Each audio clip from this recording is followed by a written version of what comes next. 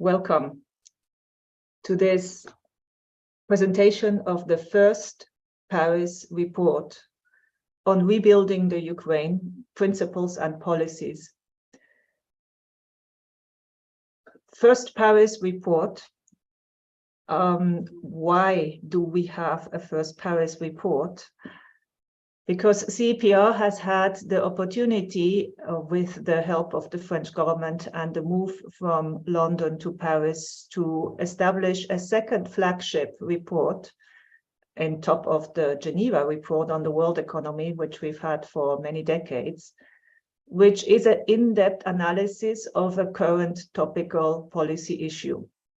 And of course, the first Paris report a year ago seemed to be had to be on climate and climate change and what it implies for European policies and world policies. In fact, nothing seemed to be more urgent than that until February 24th, when clearly something much more urgent and issue that has been with us happened. The war, the aggression of the Russian aggression in the Ukraine and the war in the Ukraine. So since then at CEPR, we have focused a lot of energy and a lot of the power, the intellectual power of this network in trying to analyze and trying to help and trying to put policy in front of decision makers that can be helpful. And helpful in two ways. One, in addressing in the short run the macroeconomic and other economic challenges that the Ukraine is facing, but also already looking back in March and April at the long run needs of the Ukraine and at the long run possibilities of rebuilding through a Marshall Plan. That was the first rapid response report under the leadership already then of Yuri Gorodnichenko, and a group of people here that are also joining me here on this presentation. This report that we are presenting and launching today is a much more in-depth version of that Marshall Plan. It is an attempt to look at many of the important areas where rebuilding will be needed, and not rebuilding in the sense of rebuilding what was there before, but at the same time bringing new opportunities to the Ukraine for building back better principles and policies.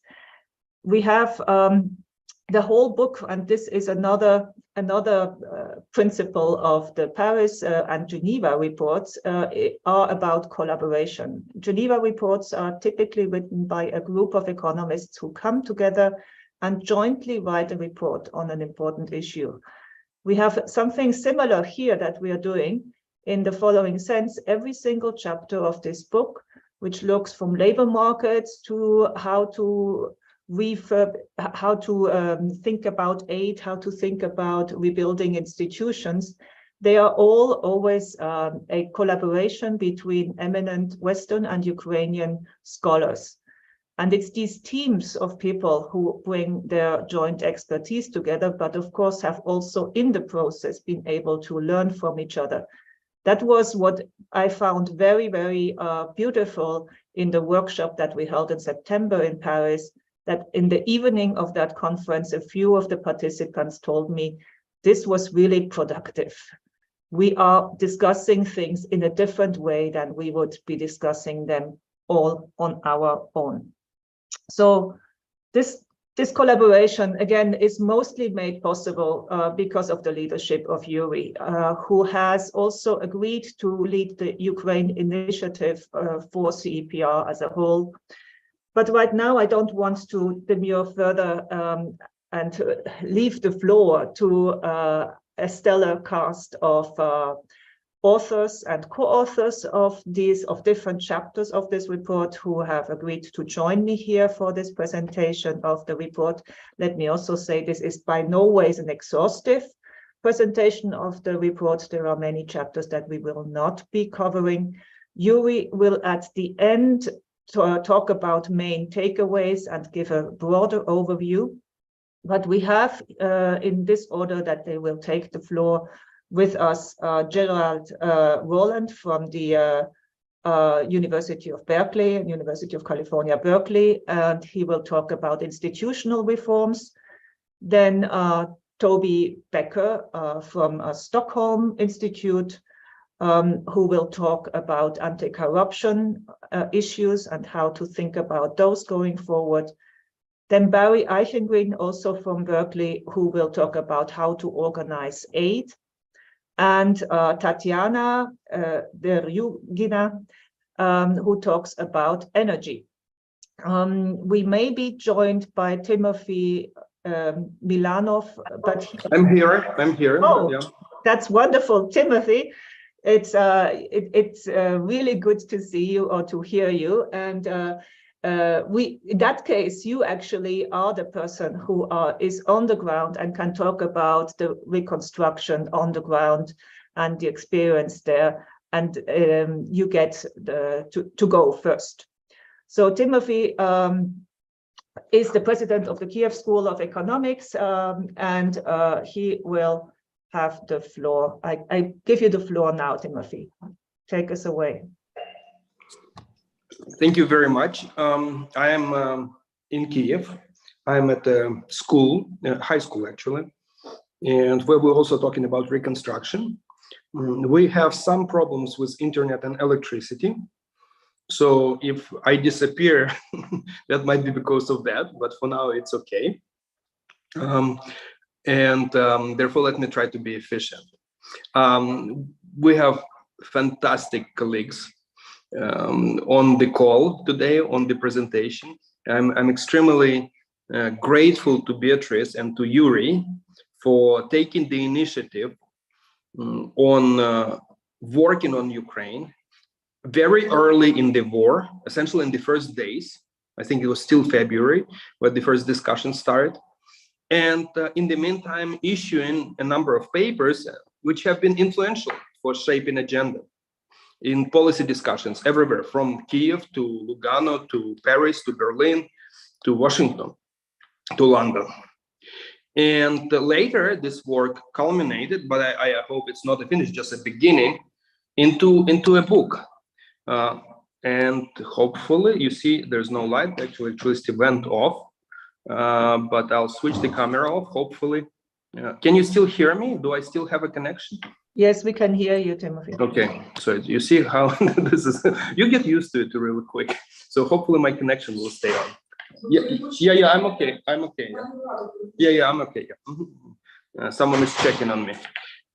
Okay, so I'm gonna be without camera because it will help. Yeah, so reconstruction is important, as you can see. But yes, I think we're facing several issues. One issue is the war is getting longer than everyone had hoped for.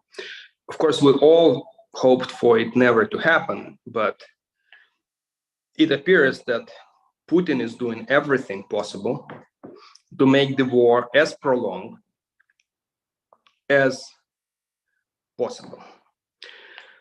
That means that reconstruction will have to happen during the war, at least reconstruction of critical infrastructure.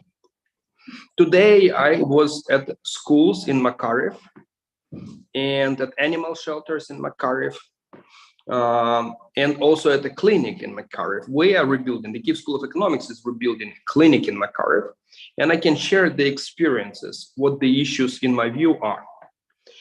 First of all, a lot of people are saying, why are you rebuilding anything now? And there's this mentality that people are willing to donate and put resources for operational expenses, but no one is willing to give anything for capex for reconstruction.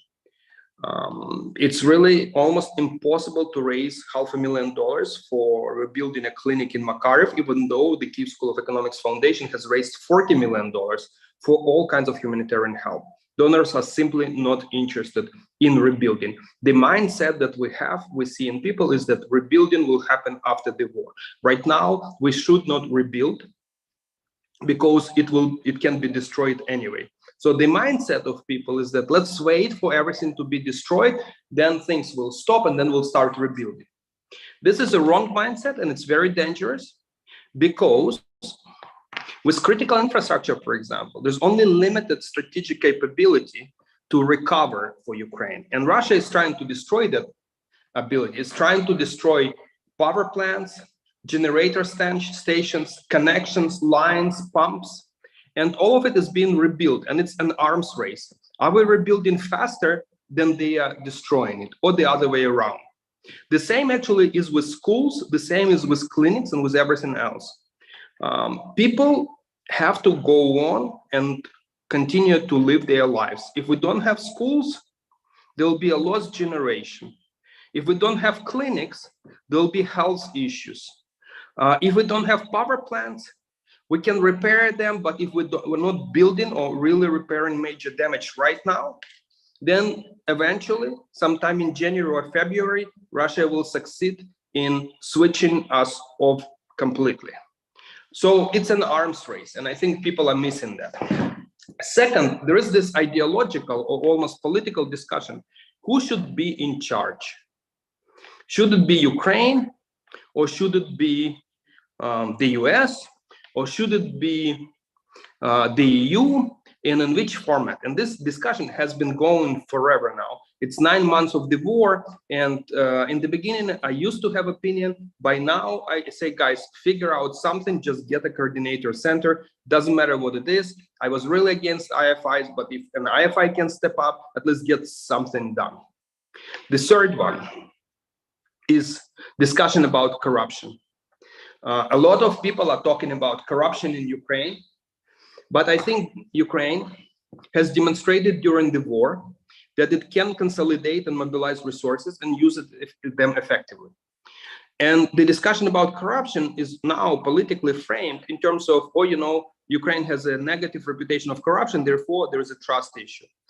And that's not a very productive discussion. Instead, the discussion should be phrased in terms of audit, benchmarking, deliverables, something specific and something very actionable. So these are the 3 points I want to make right now. I have electricity back. So it's a backup generator is on. So first is rebuilding now. Second, a coordinating mechanism, at least something. Of course, in a chapter that I have co-authored, we have opinions. But my co-authors will speak about it, and it's off again. My apologies. Yeah, and the third one is the discussion about governance and corruption has to become specific and constructive, actionable rather than political. So this is the 3 points I want to make, and I will finish with just things from the ground. Basically, we get regular attacks, missile attacks every 3-4 days. If we are lucky, our area defense intercepts missiles, and then we can continue to have heating and electricity and water. If we are unlucky, then we get no heating and no water and no electricity for several days. But these periods of how long it takes to recover get longer and longer, and I worry that in sometime in January or February it might take weeks. And if it's going to take weeks, we actually will have to drain our heating systems, because it's below freezing. We can damage them all, and that means we will not have central heating in our cities until the spring. So we need support and rebuilding now. I'm trying to instill the sense of urgency. I am supposed to talk about things after the war. My colleagues and my co-authors and my friends will speak about them. I'm trying to bring to the discussion that unique perspective, which others might not necessarily be able to at least have the credibility of being here. I want to talk about this. Thank you so much for doing this work. Thank you so much, Timothy. You have definitely succeeded in instilling a sense of urgency, not only through your words, but also through what we see in terms of your lights going on and off, and what you have said in terms of the possibility of not only short-term blackouts, but actual longer-term problems with heating and electricity is terrifying. So if anything should be more convincing, nothing can be more convincing than what you have just illustrated. Thanks a lot for that, and also for what you said on coordination and corruption. So those are two of the topics that we can go further into, because we have the relevant chapter authors also on the panel here with us. So first, Gerard will talk about institutional reforms. You have 10 to 15 minutes, and presentation, we are seeing it already. If you want to go into full screen mode, the floor is yours. Thank you very much. I hope everybody can hear me. This chapter is, by the way, with Timofey. Before speaking maybe about the chapter, maybe I can say I encourage everybody to go and read Timofey's posts on Twitter. He has documented daily life under the Russian missiles, without electricity, with all the dangers. And you know, one thing that I think is absolutely extraordinary in what we're seeing is the resilience, the courage, but also the will to live normally that you see among Ukrainian people, that, you know, they're you know, taking so many difficulties, but also with a sense of humor, you know, and this is truly amazing.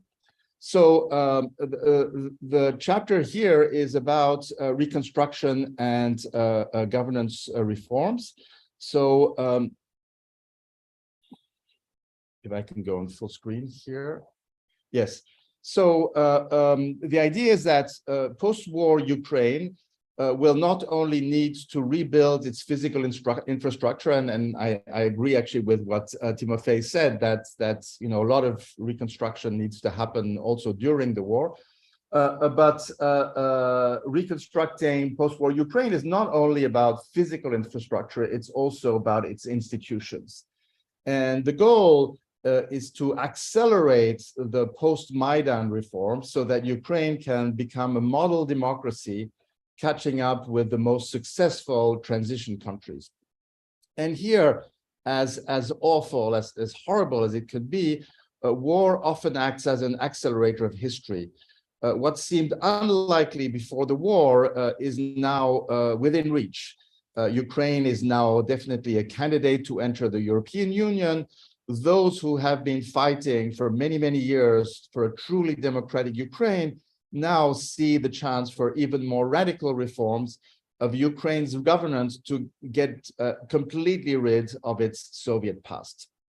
So several principles are important for Ukraine's institutional reconstruction. First of all, Ukraine must become a full-fledged liberal democracy with all its institutional safeguards. I'll comment on that. Ukraine must become a full member of the European Union following a clear process of accession. And one must also in this process recognize Ukraine's agency within this process. So three very important principles. So first of all, Ukraine must become a full-fledged democracy. No ambiguity, no compromise on this should be allowed.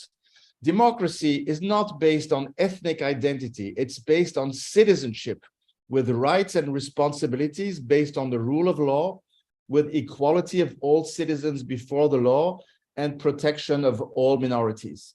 Democracy places values of human rights above nationalist values that would contradict these human rights. Democracy is open to immigration, trade, and foreign investment. Democracy strives for peace and a rules-based international order. In any democracy, separation of powers is important, but we must recognize that there is no unique blueprint and Ukraine must make its own choices here. And by the way, EU accession will only be possible if Ukraine indeed chooses full democracy, which is what we're seeing on the ground. This is what's already happening. So next idea, Ukraine must adopt the right institutions directly after the end of the war, and it should, of course, start working on it right now. During the war, all resources are mobilized for the single goal of military victory. And reconstruction, obviously, will require multiple goals across time and space. So this is going to be less concentrated, but it will require certainly different leadership skills than those of military victory. Now, the immediate post-war periods in history we see very often is usually a critical juncture. Institutions that are established right after a war very often last for a very long time, and there's going to be long inertia. Another idea that's very important is that in reconstruction, it cannot be slow, it has to be fast. And there's a need for speedy decisions. This is something one has to recognize. But one must also make this speedy reconstruction perfectly compatible with the establishment of democracy, but the need for speed has to be recognized. By the way, this was shown by the experience of post-World War II Western Europe and Western Germany, for example, and this should certainly inspire what will happen in Ukraine. The continued Russian threat, and even if Ukraine manages to get back all its territory, the issue of the Russian threat will be with us for a very long time. Continued Russian threat is no good reason to limit Ukrainian democracy. Now, in a way, how can we reconcile the need for speed in the reconstruction right after the war with the need at the same time to establish correct institutions right after the war? And here the answer is, and there's much more in the book, is what was already emphasized in the very first report for Marshall Plan, and most of the co-authors are here. And so the idea of a European-led Ukrainian Reconstruction and European Integration Agency, EUREA, as a transitional institution, again, as a transitional institution to do both the reconstruction, to help in the reconstruction, but at the same time to prepare Ukraine for integration in the EU. Now, obviously, the structure and form of organization of EUREA is going to matter for Ukrainian institutions themselves. It will need to be accountable, but it will also need to have operational autonomy to be able to operate fast and efficiently. It should also, as I said, in a complementary way, help with reconstruction, but also with a process of integration to the European Union. EUREA should regularly monitor Ukrainian progress, not just through a bureaucratic checklist, but through regular evaluations. And it should also be ready to provide help when democratic decision-making threatens to descend into stalemate, things that can happen in every country. Now, the relationship between EUREA and Ukraine, and by Ukraine, I mean not only the government, but also local governments, also civil society, must be based on mutual trust and efficiency. And here it's very important to recognize the principle that Ukraine must, quote unquote, own the reconstruction. The aid programs must be aligned with the goals of Ukraine, and the collaboration between EUREA and Ukraine should really contribute to build better institutions in preparation for EU accession. I don't have time to talk about it, but there are many more details in the report. Now, in terms of the big, big institutional reforms, first thing I want to say is that there is the priority of judicial reform. Ukraine cannot become a full-fledged democracy without the rule of law and without a well-functioning judiciary. Now, this is always easier said than done.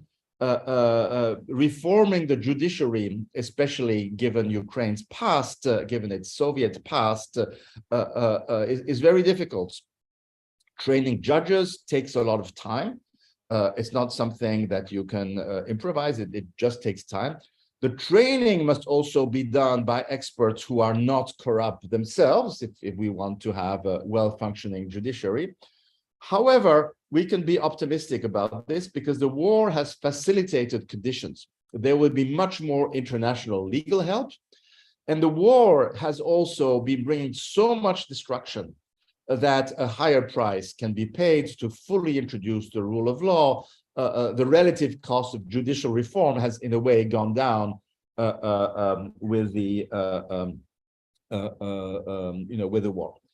Reconstruction of the judiciary is something that must be done top-down and with help from international experts.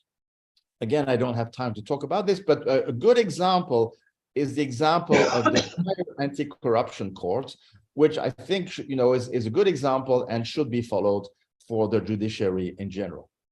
And also judicial reform should follow the needs for judicial decisions right after the war. And here there are certainly many important aspects. First of all, there is a process of punishing collaborators with Russia in special tribunals. This process needs to be fast, but at the same time respect fundamental principles of fair justice. And here I think, the example of post-World War II in Western Europe shows the way, where in the beginning there was a lot of mob lynching, etc., but special tribunals were put forward to punish the collaborators with the Nazis. Second, the operations of the reconstruction agency, Urea, will obviously need involvement of the Ukrainian judiciary. There will be issues of enforcement of decisions, enforcement of contracts, adjudicating disputes between different parts to a contract. And of course, this is going to be quite fundamental. Third, the rule of law is fundamental to avoid an illiberal democracy, as Orban pretends. That's the Orban model, which is not really a democracy. It's by democracy, they only mean majority rule, but they claim that this is the illiberal democracy. That's not the way to go. Also, expectations among the population about the rule of law will actually be fundamental. If the population feel that judicial reform is serious, that is going on well, it's also going to influence their expectations and therefore also their behavior.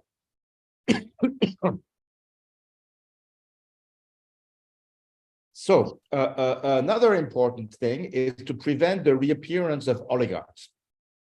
It's quite clear that the oligarchs were a problem even in post-Maidan Ukraine, but with the war, the influence of oligarchs has really been declining very, very strongly, and the issue is not so much what to do with the oligarchs, but how to prevent the reappearance of the oligarchs. And here, there was a good beginning, certainly before the war.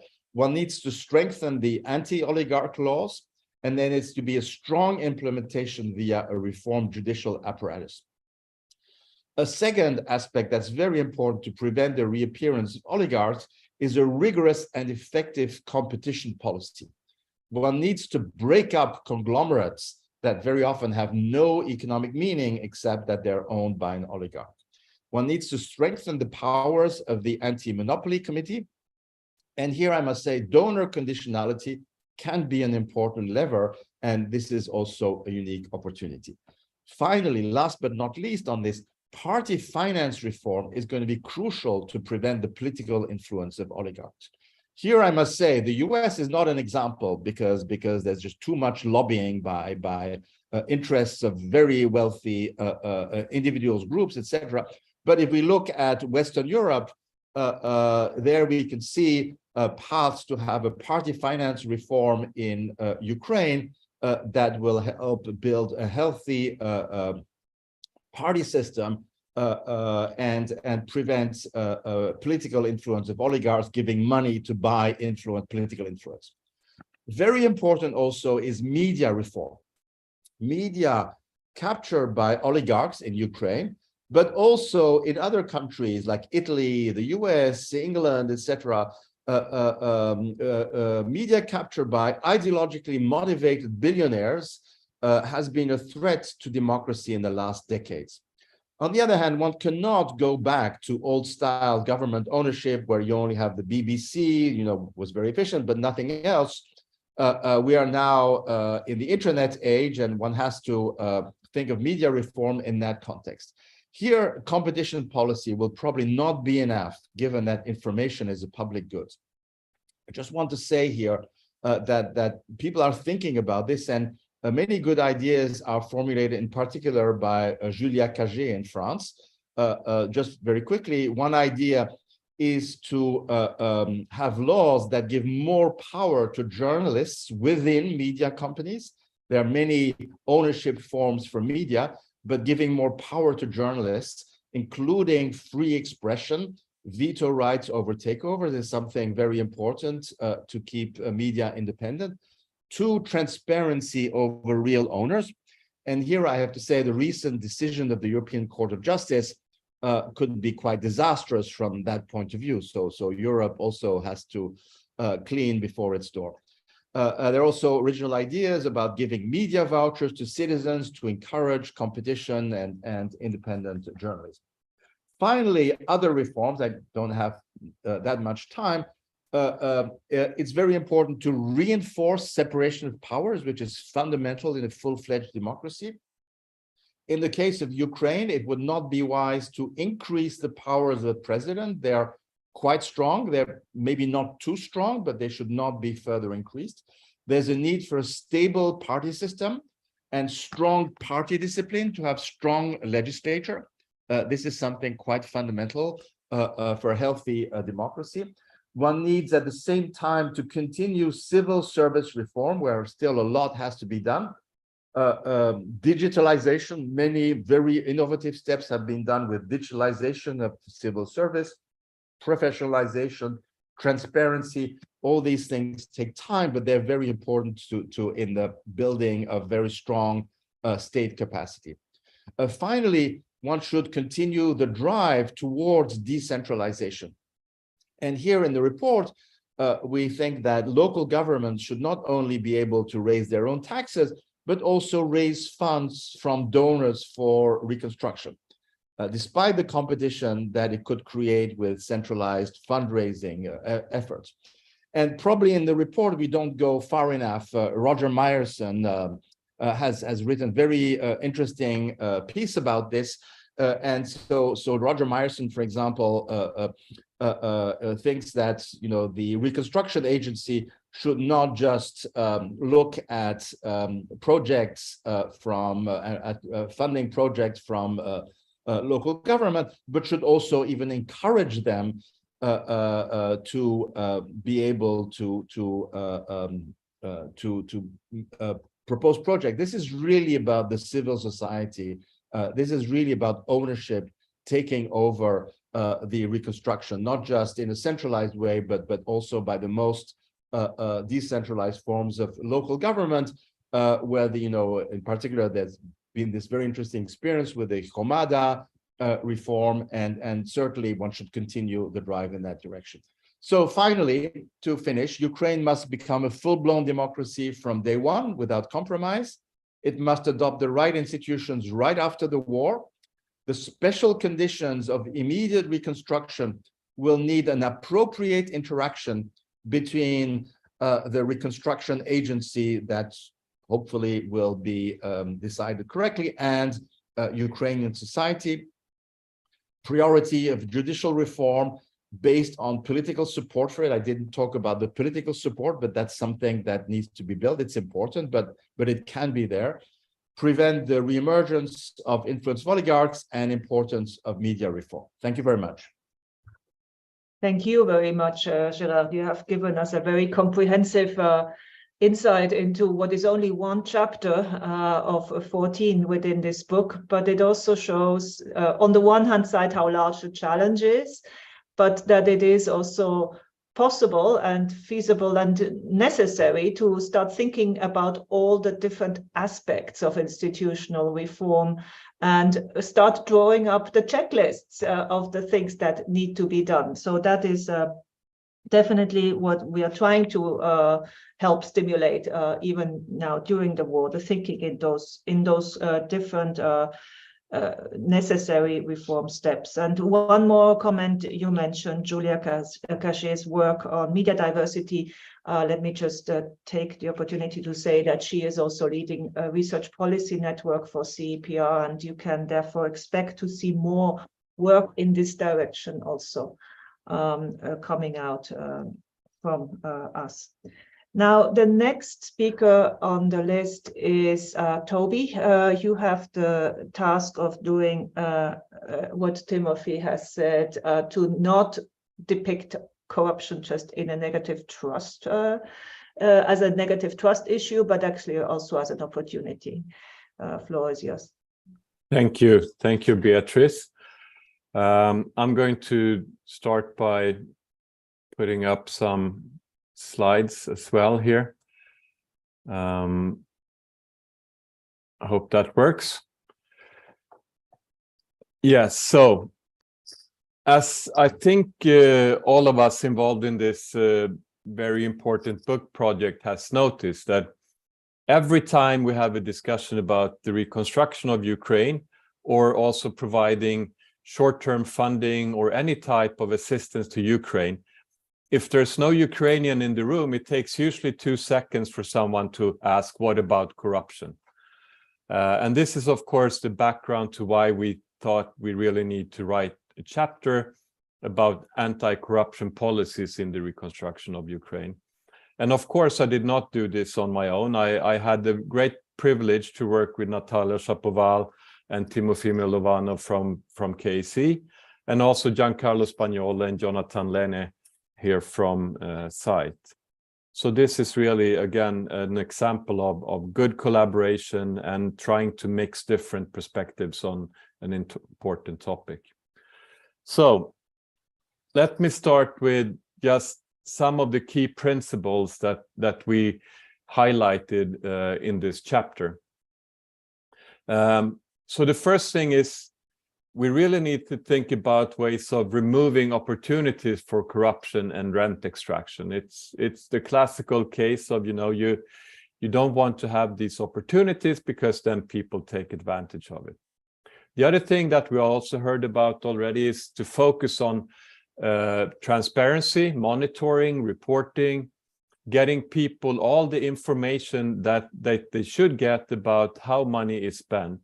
And this is not only about taxpayers' money, coming from donors. So taxpayers are important in those countries, but more importantly, this is to the benefit of everyone in Ukraine, of course. This is where the money should be going and where it should make the most use. So here we really think that making information and education part of the anti-corruption effort is also crucial. And that goes from talking about this in schools to providing civil society all the information it needs. It links into the media discussion that we just heard from Gerard. And the final principle is, again, very much in line with what Gerard presented, which is that we really need to have anti-corruption and legal institutions that are working and are trusted by people. So I think these are the 4 principles we want to highlight here. And if we want to look back just to get the sense of how was actually Ukraine perceived in terms of corruption in comparison to some other countries, this is just a picture showing you different indicators of corruption, transparency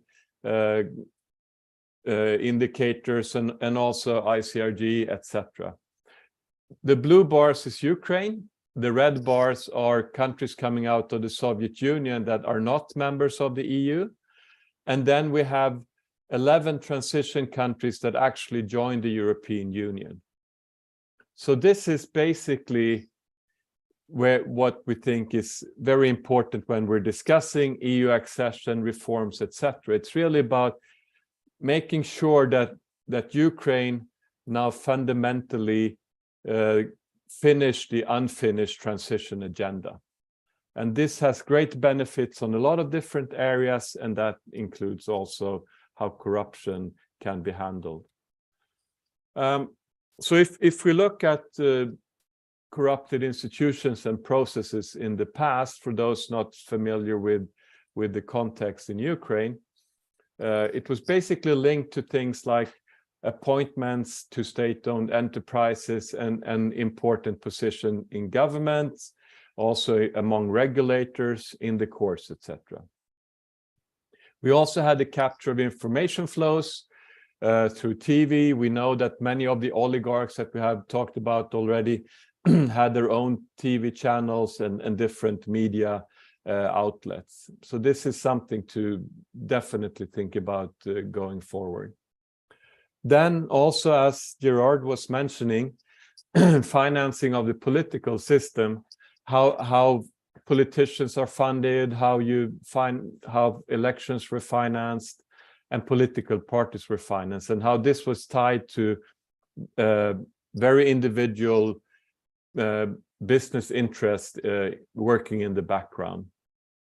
And then, of course, the standard practice of bribing the rule of law institutions such as courts and law enforcement agencies. So these are some of the things that we may have to make sure we close down those channels. If you look at the corrupt schemes in more practical details in the past, and I'm sort of going through this to give us a sense of what it is we need to reform. I hope everyone gets that point. So in the past, the banking system was a source of corruption. There were several banks that were very clearly connected to particular individuals or business interests, and a lot of financial resources were redistributed through the financial system. Procurement was also a problem area, and primarily in construction and the large state-owned enterprises in the utility sector. There were tariff regulations that created opportunities for rent extraction and corruption as well. Individuals and businesses were using state and communal-owned assets for their own interests. We had issues with customs. We had issues with tax avoidance and capturing different markets through unfair competitions. So these all highlight what kind of areas we need to focus on when it comes to anti-corruption policies in the reconstruction of Ukraine. If we look at the different indicators of institutional quality, including then control of corruption that I put in the green line here, which is the heavier line at the bottom here, we can see that it really starts from a very low level in the beginning of the 2000s. And also after some improvements after the Orange Revolution, we see backtracking ahead of the Maidan Revolution. But then after Maidan and the Revolution of Dignity, we do see improvements in the indicator of control of corruption for Ukraine.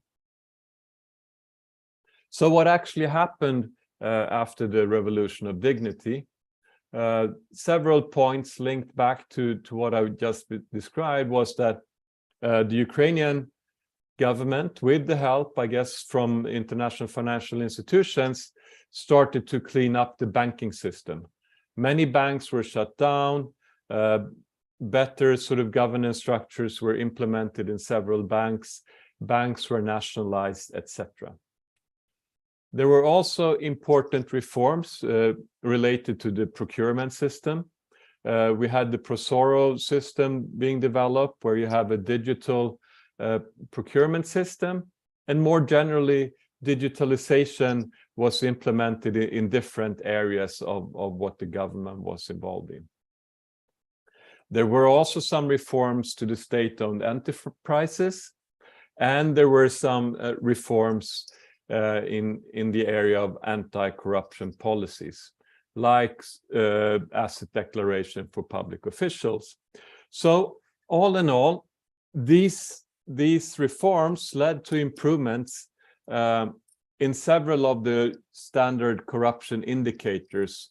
So if we look at sort of an overview of some of these indicators, we can see that from after the Revolution of Dignity until sort of the most recent data, the incidence of bribery has fallen, the significance of bribes have fallen, the control of corruption indicators have improved, and some of them very significantly. And this, I think, is something that is often missed in the international discussion about Ukraine, that these reforms have actually already been started before the war, and there has been progress made. What has now changed with the war? Of course, a lot of things, a lot of very negative things in terms of human suffering and infrastructure. But as also a consequence of this, we have a stronger state. We have a weaker oligarchic system. Media has been centralized, and this in a war situation is of course good news, but then we have to think about how to deal with it after the war. Several sort of schemes of making money out of oil and gas transactions have been eliminated. We have seen that the sort of Russian dimension in politics and business has been eliminated. And I think also fundamentally, the war is really the most serious conditionality, if you want, in terms of not misusing public funds. If a country is not spending money wisely when it's being attacked by a neighbor like Russia, we know that they would have lost the war by now. So the fact that Ukraine is still there and defending its territories is one of the testaments that corruption should not be our focus now when we're talking about support to Ukraine in the war. We also discuss historical cases about corruption in different reconstruction processes. I'm not really going to go into that in detail here, but you can read about it in the chapter. I just want to summarize then what are some of the policies and priorities when it comes to anti-corruption in the reconstruction of Ukraine.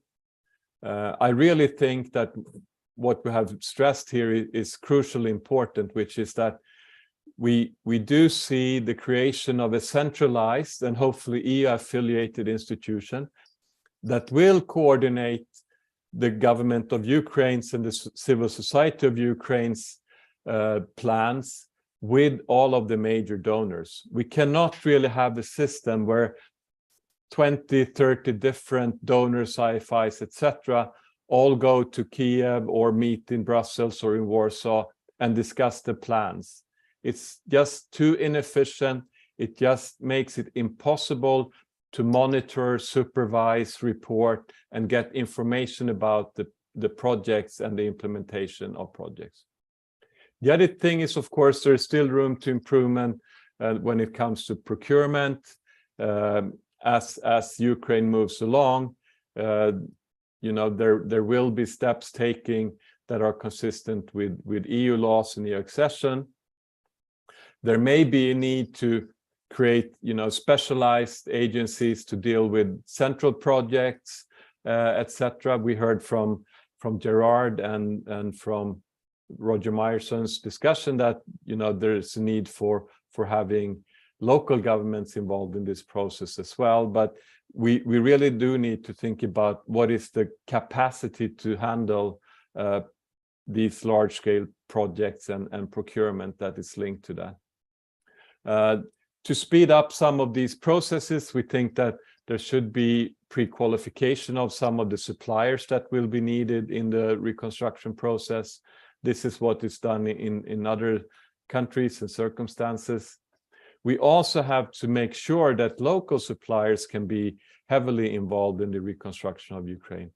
Some of these procurement protocols require companies to show that they have been in business for a certain amount of time, or they need a strong balance sheet, etc., to be part of the procurement system.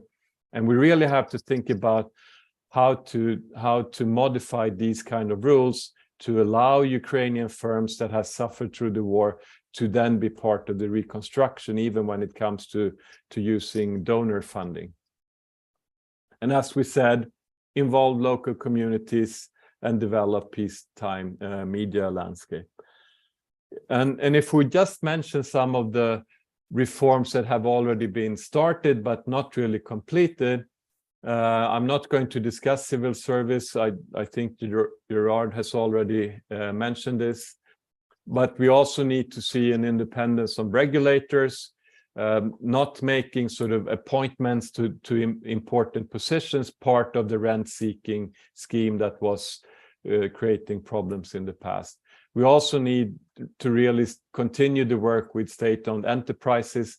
There are just simply way too many state-owned enterprises in Ukraine to make sense from any kind of efficiency point of view.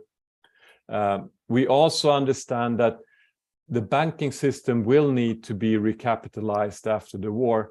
And of course, it's very important that that is done in a very transparent and fair manner to take away any sources of corruption and rent extraction in that sector.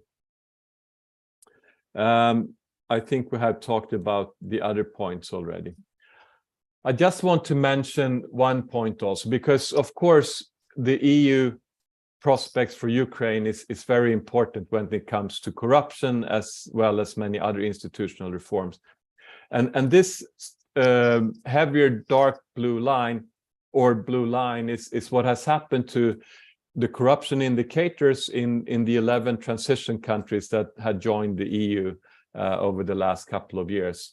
And the 0.0 here is when a country joins the EU, and then you can see what happens to the corruption indicators on average.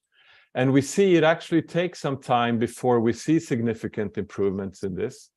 And we also see at the end here that some countries are actually backtracking to some extent of this. So I just want to point out that, you know, the fact that Ukraine is now a candidate country for the EU is really not enough to deal with anti-corruption policies. Ukraine really needs to get off to a head start even before it enters the European Union. And then I think actually the EU itself has some homework to do to make sure that countries don't backtrack once they enter. But I think that's more a discussion for existing EU members today. So I'll stop there. Thank you. Thank you very much, Toby. So the fact that we are presenting here 2 chapters that have focused on institutions and corruption is, of course, related to what you said, that these are some of the obstacles that are often mentioned for making aid effective and therefore also for deploying it in sufficient quantities. We will have one more presentation about how to actually organize aid. But let me say 2 things. One, that the book has many more chapters that we don't have time to present today about transport, urban growth, labor markets, education, healthcare. So encourage you to actually go to the CEPR website where you can download it for free. It's almost 500 pages if we wanted to print it out, but of course we do not print these days. And so now it's over to Barry, and let me also say, for those of you who have questions or want to address any questions to the panelists, we should leave some room at the end. Please use the Q&A function. Barry, the floor is yours. Thank you, Beatrice. So this chapter is co-authored with Vlad Rashkovan. There is some overlap with Gerard and Toby's chapters. I think we are internally consistent despite minimal explicit coordination. Post-war Ukraine's reconstruction will require huge resources. What kind of money are we talking about? The estimates we have seen range from about $350 billion according to the World Bank, to over $1 trillion mentioned by the European Investment Bank. Given these enormous financial requirements, funds will have to come from multiple sources. And as we've heard, donors will insist on mechanisms to ensure that this large amount of money is spent well. In that sense, this is a much more complicated endeavor than, say, the post-World War II Marshall Plan, when there was a single donor and the need for coordination on the donor side was therefore less. In the present context, in the Ukrainian context, we recommend creating a dedicated European Commission coordinated agency for the reconstruction of Ukraine. So that recommendation is consistent with what you've heard from Gerard and from Toby, and it represents a slight change of view for me personally. My co-author has convinced me this is the way to go. It makes sense for this agency to be coordinated by the European Commission, since EU membership is the economic and political endgame for Ukraine, and construction must proceed in a manner consistent with EU norms and laws. And everyone understands that the EU integration process can provide an anchor for Ukraine's reconstruction efforts, its institutional reform efforts, its anti-corruption efforts. The agency should have an office and staff on the ground in Ukraine. It should have a managing director experienced in dealing with the European Commission and a management team consisting of people from Ukraine, from EU institutions and governments, and importantly also from non-EU G7 countries, in order to avoid the impression that Ukrainian reconstruction is exclusively a European endeavor. It should have a supervisory board on which other donor governments, multilateral institutions, and important non-governmental organizations are all represented. While drawing on Commission expertise, the agency should be independent of the Commission and its regulations so that it can ramp up and staff up quickly.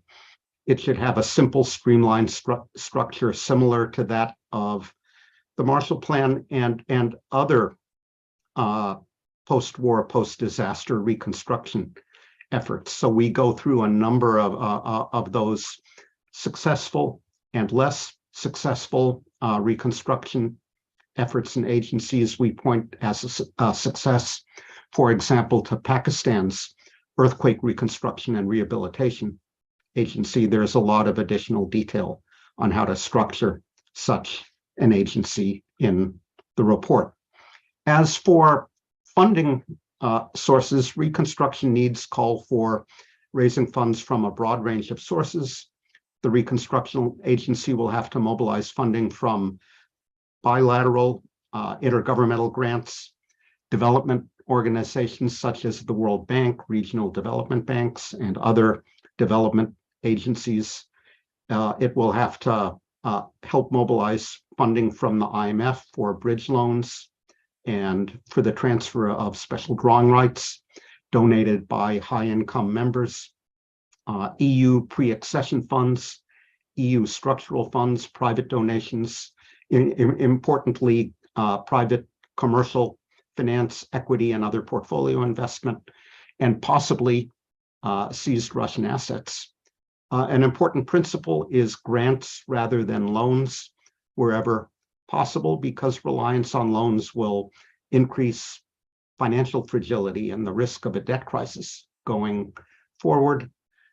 In this connection, we emphasize that Ukraine will also need debt relief to ease access to international capital markets. Ukraine and its donors can consider issuing bonds backed by collateral provided by the donors, analogous to the collateral provided by the US Treasury that backed the Brady bonds that brought the Latin American debt crisis to an end in the late 1980s and early 1990s. This kind of funding regrettably may be slow to materialize. So there's also, therefore, a need for an arrangement similar to the International Finance Facility for Immunization, through which donors pledge to provide a certain amount of money over an extended period, over a period of years. And the facility is able to issue bonds now against these future donations and mobilize more funds in the short run. So because there will be multiple donors, it will be important to coordinate their efforts. And to that end, we recommend creating a multi-donor trust fund, what I'm going to refer to as an MDTF for this purpose. There have been MDTFs in the past. In the 1990s, they were used by the World Bank and others to channel concessional finance to fragile states, including Ukraine itself after 2014. This structure pools the contributions of diverse sources. The typical structure has a deliberative body of local and multilateral members that sets priorities, a separate funding body of donor representatives and national authorities that authorizes funding for specific projects, and a project review body that monitors progress on those projects. The benefits of this structure include visibility, aligning donors in a common strategic approach, reducing information coordination and administrative costs through the appointment of a single administrator. There already exist MDTFs, of course, too many of them, in fact. So the World Bank operates one for Ukraine to support critical services while the war continues. The administrative account opened by the IMF in early April is another de facto MDTF. The European Council agreed to create one in the form of its Ukraine Solidarity Trust Fund.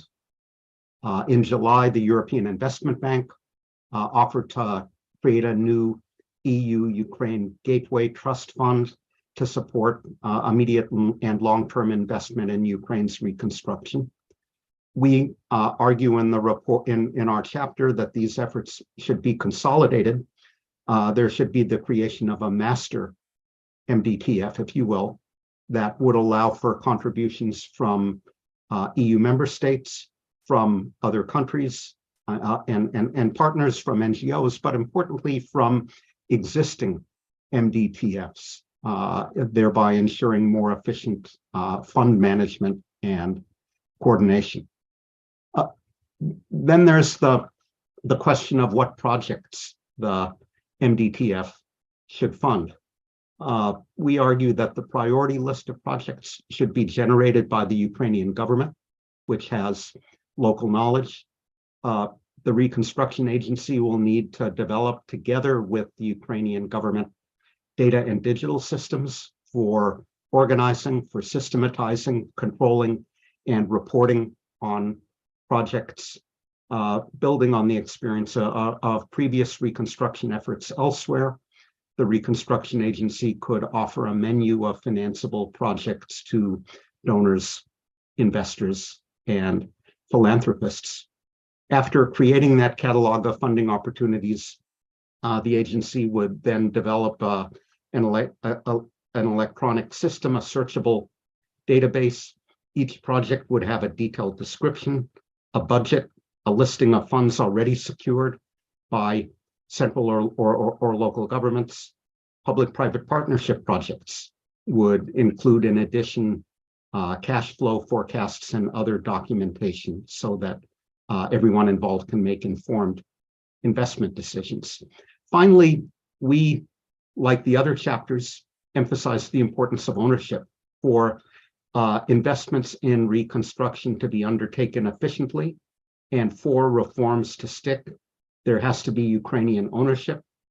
Only with ownership will reforms and investments be viewed as legitimate by the citizenry, and only then will the reforms and investments consequently endure.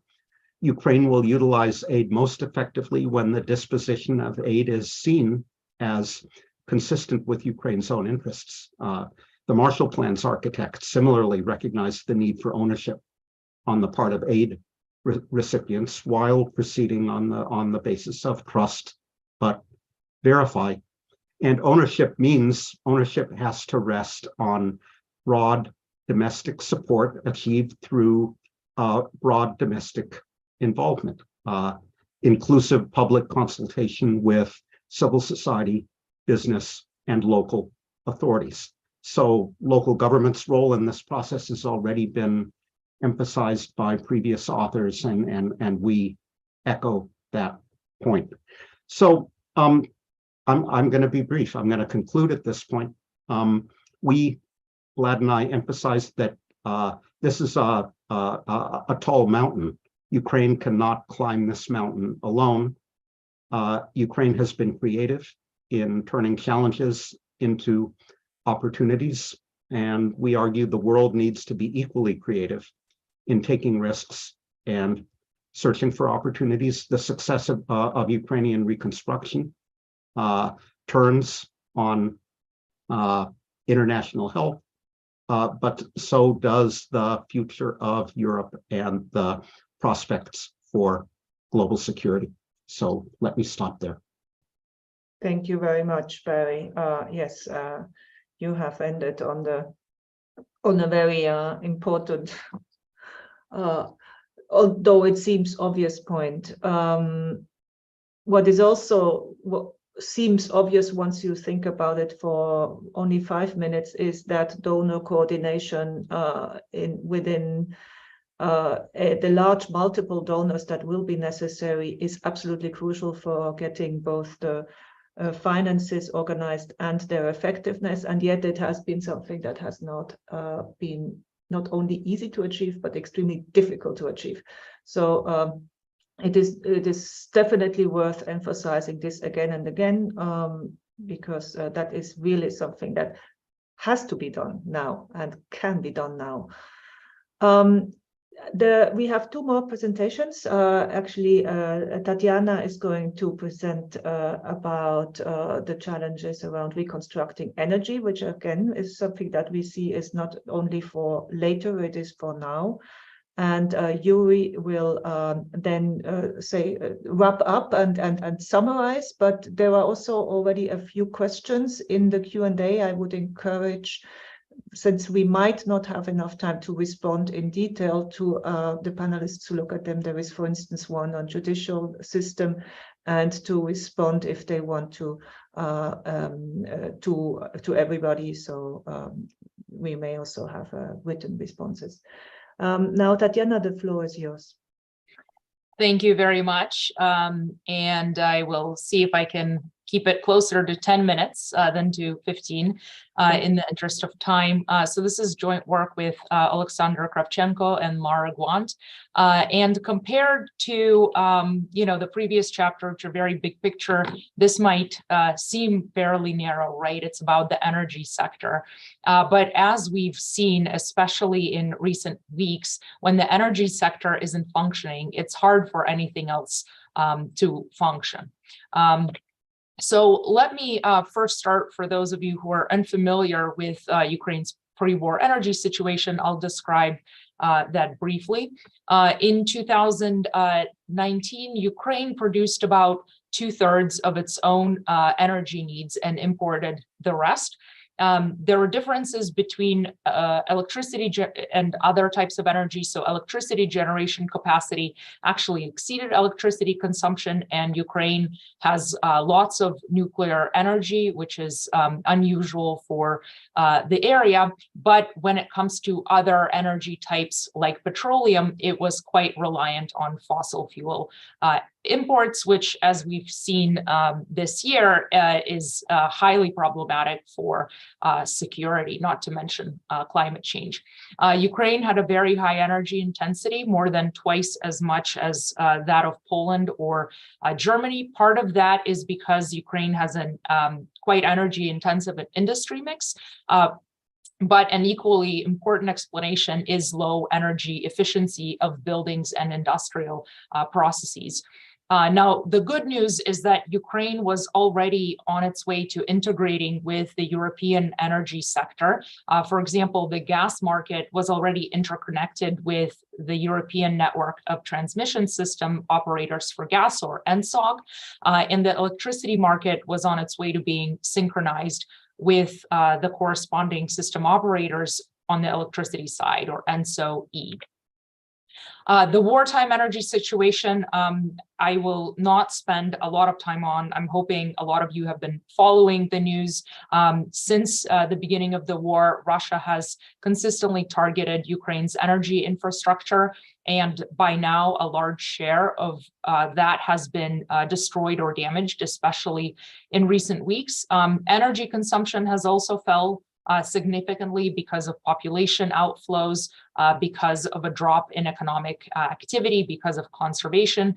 But if you follow the news at all, shortages are significant, and many people are facing constant scheduled blackouts and unscheduled ones as well. On the oil side, the Kremenchuk oil refinery was damaged. It's the largest oil refinery in Ukraine and will not be able to resume operations this year. So other energy forms has also been problematic. Over 30% of electric generation capacity and over 90% of wind energy capacity is in temporarily occupied territories. So that also reduces energy supply. And if there's any good news, it's that the war has prompted NSOE to accelerate the synchronization. So now Ukraine is connected with the European grid. So we've already heard about the need for reconstruction during the war. So obviously energy needs to be restored as quickly as possible, because nothing else can happen if there's not adequate energy supply. So when I say short-term opportunities here, I don't mean the immediate restoring energy supply, but when things are a little bit quieter. So there's several short-term opportunities that would help Ukraine strengthen energy security for both itself and for Europe, while also increasing market opportunities for energy companies. For example, prior to recent attacks, Ukraine had over 3 gigawatts of excess electricity generation capacity, but because of infrastructure bottlenecks, less than 1 gigawatt could be exported. So assuming a non-trivial share of that capacity can be restored in the coming weeks and months, expanding interconnection infrastructure to enable better imports from and exports to Europe will greatly help with energy security. Gas market connectivity can also be improved. Ukraine can also improve the load factor of its nuclear generation. Basically, what percent of the time are the nuclear generators operating? A typical benchmark is more than 85%, but Ukraine's load factor is around 70. And this can be done relatively straightforward with modest capital expenditure on maintenance and adopting modern operational and repair practices that will also help with energy supply and security. In terms of longer-term opportunities, Ukraine can increase the connectivity of its gas infrastructure with the European LNG terminals, liquefied natural gas, which is one way in which we're dealing with the reduced supplies from Russia. And specifically, Ukraine can become a transit country for LNG from European ports, for example, in Turkey, Greece, and Poland to landlocked Central Europe. And this can happen relatively quickly because Ukraine has an extensive gas pipeline. There's also vast gas storage capacity in Western Ukraine, which could serve as seasonal storage, both for Ukraine, but importantly for Europe, to increase its resilience to fluctuations in the natural gas supply. Then in another longer-term opportunity is investing in low-carbon energy. This includes both alternative energy sources like biomass, biomethane, and bioethanol, as well as wind energy, solar energy, and perhaps even building a few more nuclear reactors. All of this reduces dependence on imported energy, especially when it comes to biomass, biomethane, and bioethanol, which can substitute for gas and oil products. And that can also capture the vast potential of Ukraine's agricultural sector. When it comes to things like wind energy and solar energy, it's important to try to lower capital costs, not necessarily through subsidies, but through reducing borrowing frictions. And that can make wind energy cost competitive on the European markets. But subsidies should be considered as well, given that this is carbon-free energy. We talked a lot about institutions and corruption, and here this is particularly important for attracting private investment. So not just reducing corruption to the extent possible, but in general, creating an investment environment that is stable and predictable, because these are longer run investments.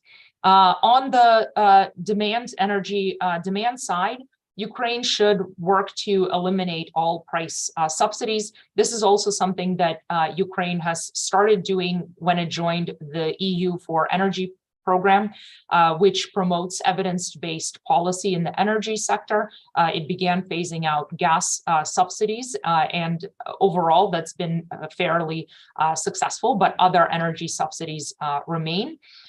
It should move to consumption-based billing whenever possible. This has been shown to significantly reduce, for example, heating energy consumption, but in many places there's no consumption-based, in many multi-unit housing, there's no consumption-based billing. This will require some upfront expenditures, like installing individual meters and devices to allow households to control their own heating, but these are not huge expenditures. And then where consumption-based billing already exists, price subsidies should be replaced with lump sum refundable credits. And there's already precedent for this when it comes to natural gas in the form of the housing utility subsidy. An even bigger opportunity is to improve energy efficiency. About half of Ukrainians live in multi-unit housing. A lot of this housing is very old. We couldn't find more recent data, but as of 2013, only 2% of multi-unit housing was built after 2000, and the vast majority was built during Soviet times. In other similar contexts, simulations have shown that energy efficiency investments can lower consumption by up to 50% or more. So rather than trying to generate more energy, trying to use less energy is definitely a worthwhile endeavor in this setting. This can be achieved through better insulation, including more energy efficient doors and windows, as well as modernizing and optimizing the heat production capacity and the distribution network, because a lot of the heat energy is lost even before it reaches the building, and the heat generation systems are often very inefficient. So some of the destroyed systems can be rebuilt with greater energy efficiency in mind. They should be rebuilt that way. The government should also create and enforce energy efficiency standards for new buildings. For retrofitting old buildings, it's important to promote the creation of owner associations and housing management service companies that can provide the know-how to make this happen. So this is not something that should be centralized, but rather the government can set up a framework where decentralized investment can happen. Along the same lines, improving local supply chains and labor quality can help local organizations and owner associations make the efficiency improvements that help them. Low-cost financing is also important. Ideally, this happens with the help of Europe and other international organizations. And because these investments can save so much energy, you can even link repayments to realized energy savings, because in this case, many of the investments will pay for themselves. Just for the sake of time, I'll say Ukraine also has some unconventional and deep water gas reserves that could be developed in the medium term.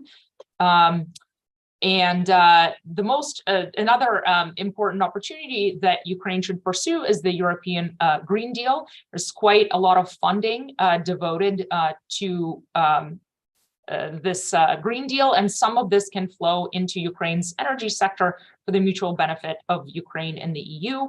For example, for the purposes of developing wind energy sector further. Now, I agree with the previous speaker that state-owned enterprises aren't going to be ideal here. So attracting private investment through good governance will be key.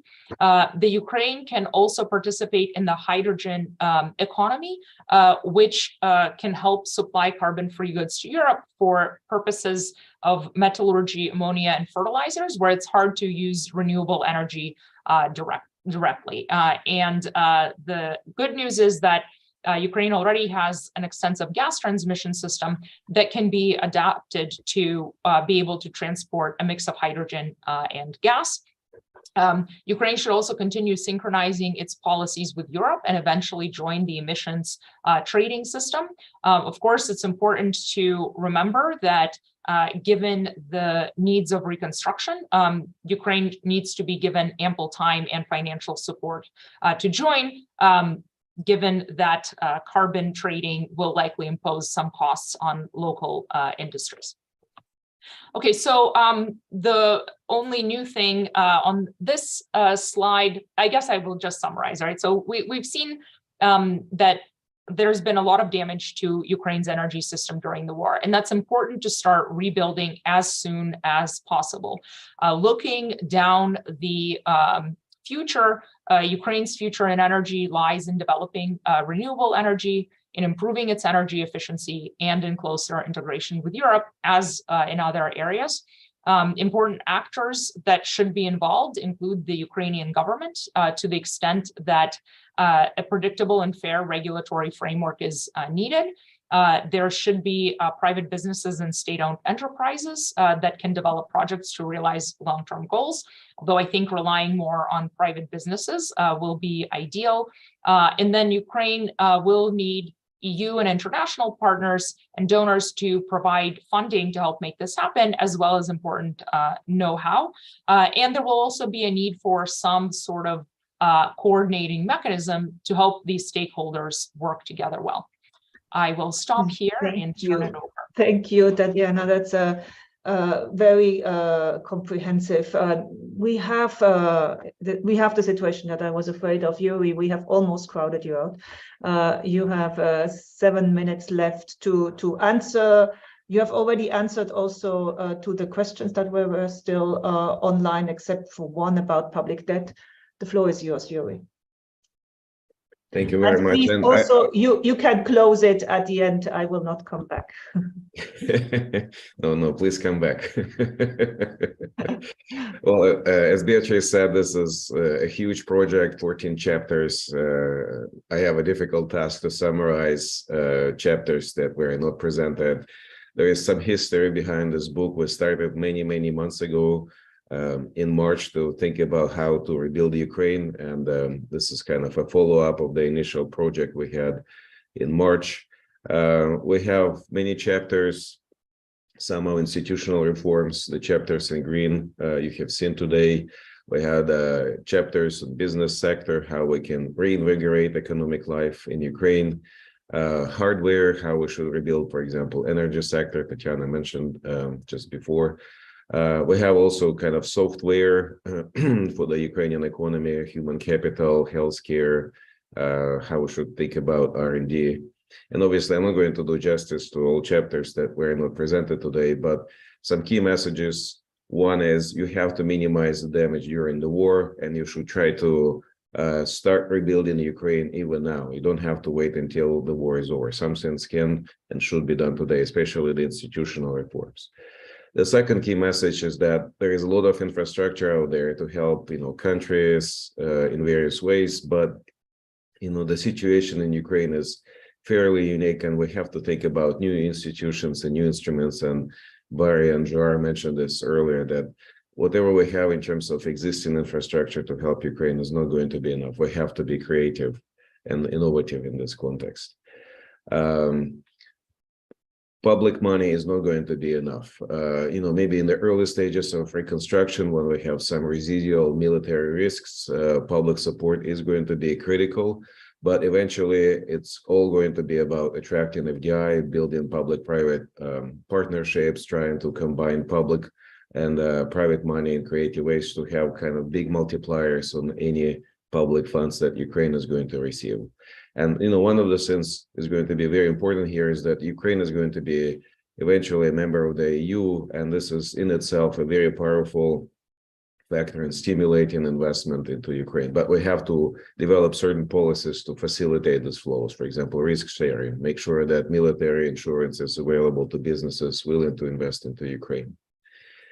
The war affected Ukraine very, very unevenly, and this also means that we will have to be selective in what we want to rebuild with available resources. So in some cases, we'll have to cut our losses. In some cases, we have to realize that we need to do radical changes. For example, the railroad network in Ukraine needs some very significant investment to make it compatible with the European standards, but also as a security matter, because we don't want Russians to use Ukrainian railroads again to ship their weapons in any kind of attack or invasion.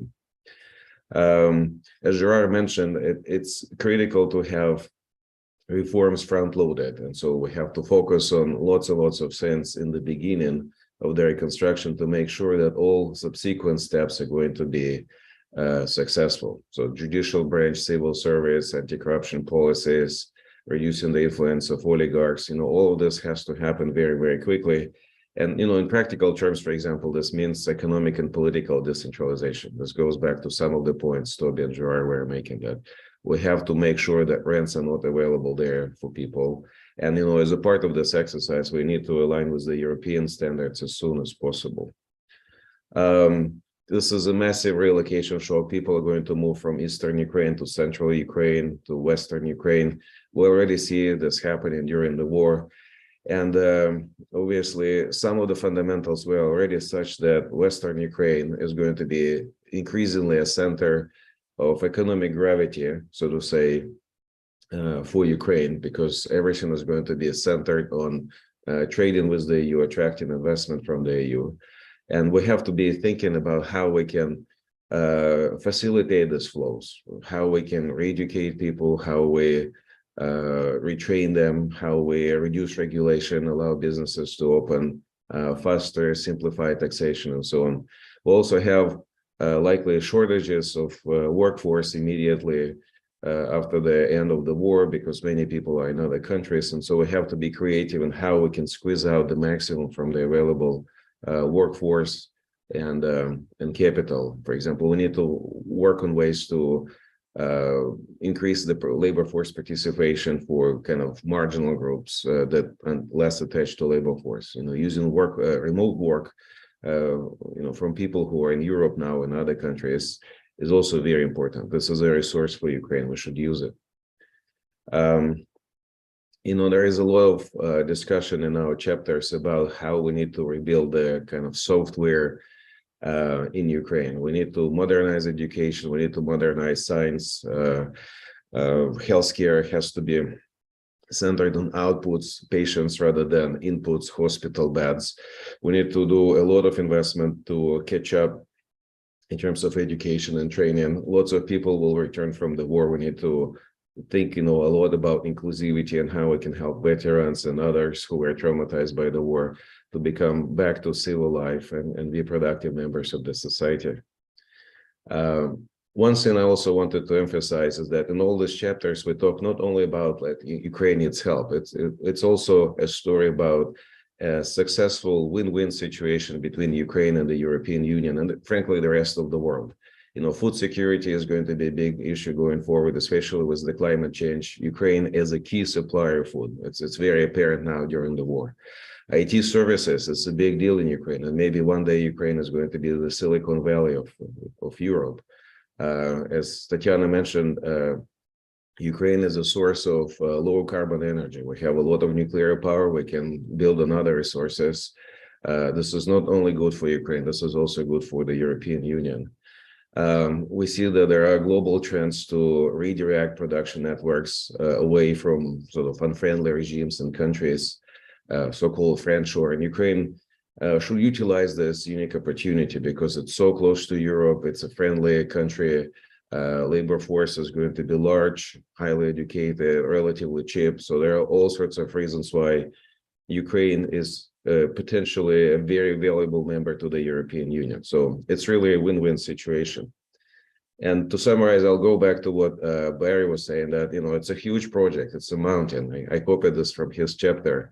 But the destiny of Ukraine, the European Union, and really kind of the global community are so intertwined now that Ukraine cannot fall. There is every reason to be optimistic that Ukraine is going to be successful in its reconstruction.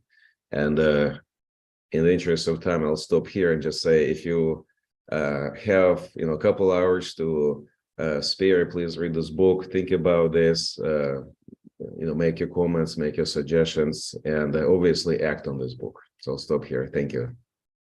Thank you very much, Yuri. Yes, start by reading and then acting. And if you have questions or comments or want to get in touch and want to somehow be part of this Ukraine initiative, then let us know at CEPR. We are collecting friends of Ukraine and want to keep you involved. So thank you so much for everybody, for my panelists for attending, and for the participants, and all of those who will follow us later on YouTube. We are grateful for your attention, and this is it. Have a nice day or evening or night. Bye.